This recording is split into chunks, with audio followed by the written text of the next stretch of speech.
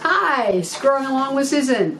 Hey, in this video I'm going to be cutting out on my scroll saw a pattern that I developed in Inkscape. And this is the pattern that I'm going to be using. It is a 3D tumbling block pattern. And if you're interested in creating your own, you can watch that video that's right before this one. And you can see how I came up with this. Now this is a more advanced cutting because there's a lot of sharp turns and lots of straight lines. I think sometimes the hardest part is finding the proper sized wood and the thickness of the wood. If you do not have all of this equipment and you don't want to pay for 1/4 inch thick pieces of wood, go with Baltic birch. Cut it out with Baltic birch, 1/4 inch Baltic birch, and then stain it. And I think that you'll be happy with your results. What I have here are 1/4 inch hardwood pieces that are 5.5 inch square that I have processed. Need to have it square. I am going to stack cut all of these together. So when I am done, I'm actually going to have 3 completed patterns. Some of you out there might recognize these as quilt blocks, and that's exactly what they are. So this is my original. And here I'm going to have a total of 4 different patterns that I'm going to be cutting out with all of my wood, and then I will arrange them nicely and hang them up on the wall. And I want to show you the one that I've already finished so you have an idea of what I'm working towards. This is a nice pinwheel block that I have finished.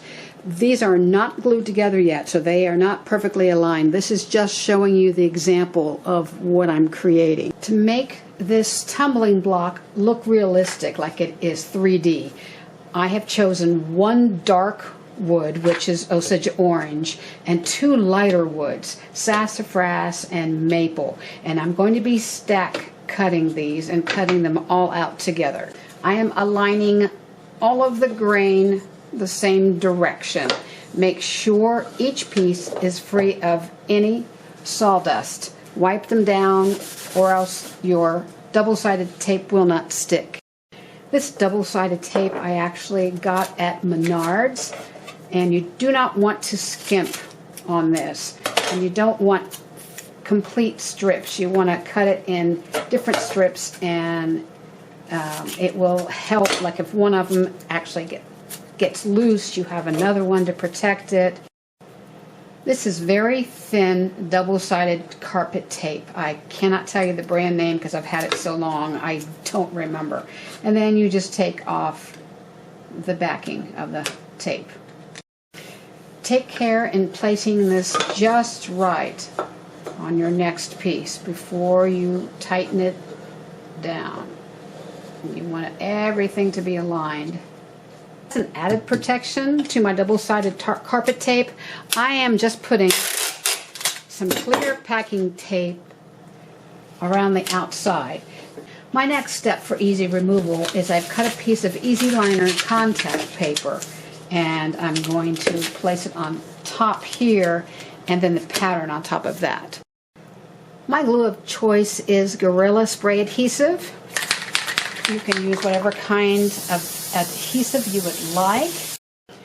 When you are dealing with a lot of segmentation pieces, you need to make sure the orientation is correct and that you are numbering them so that you know which block cut out with which, because obviously you're not going to be perfect on all of them, but you want them to fit as well as possible. So I am just marking them 1, 2, 3, 4, 5, 6. You also want to make sure that the numbers are going this direction. So my idea is to start cutting right here. I don't want to really drill a pilot hole and then cut it out, because if I'm going to be using this background, it's going to have this big round hole in it.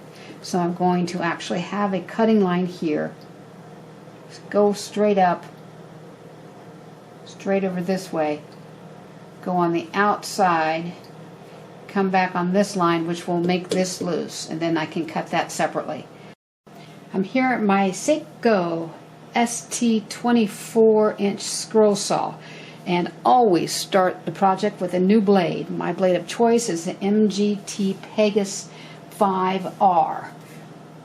I want the bottom piece to be just as smooth and at least amount of sanding as possible.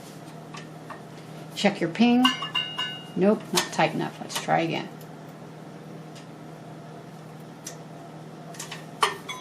Much better. Make sure that it is 90 degrees sideways and 90 degrees front and back, which this is. That's crucial because your pieces will not fit properly if you do not have a 90-degree angle.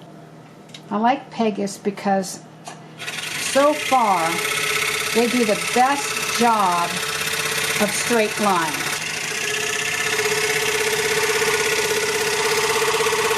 Take it slow. Make sure that your hands are firm on your piece, but not too firm that it won't slide nicely.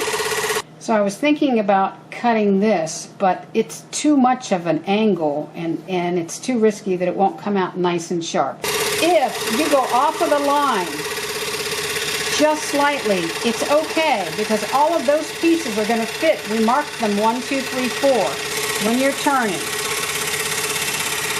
The back of the blade is going to be close to the back part of it, so you're not cutting it all when you do your pivot and continue cutting. This is also a challenge because these are smaller pieces that you'll be holding on to here. This is still big enough that I can certainly cut comfortably without worrying about getting my fingers too close to the blade. Before continuing, it is crucial that you mark each one of these on the back because boy will it get confusing if you do not. I am also going to put an arrow as to what direction that line goes. Obviously this part I have sped up so you don't have to watch me cut everything out in real time. You know, I was really concerned that the Osage orange might bleed through to all of the other pieces, but once I've taken it apart, everything seems to be just fine. I had 2 copies of my block pattern, which I've also numbered underneath, so I can place them exactly where they go before I remove each piece and write on the back the number.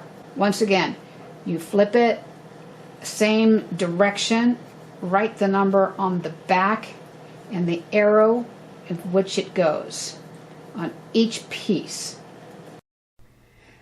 Just finishing up numbering the back of each piece and peeling off the backing. There are a lot of fun parts, but this is one of the fun parts. So I have a piece of maple underneath because I don't know if I want to use these as the frame.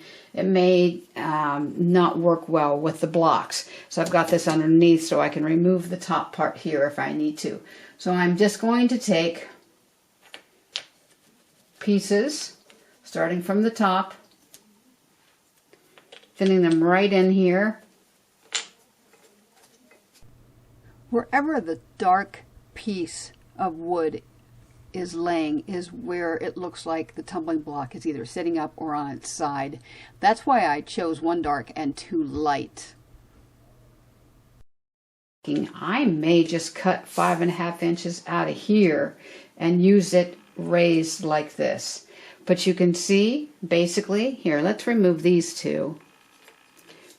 This broke, actually, when I was taking them apart. I may just do them all like this. That looks pretty nice. So whether you decide to use the frame or just use the tumbling blocks, you'll need to have a backing on it. So I suggest like a 1/8 inch thick Baltic birch so you can glue it right to that. I will be doing another video showing all 4 blocks together and how I'm going to arrange them for a nice picture to put up on the wall. So thanks again for watching and keep on scrolling.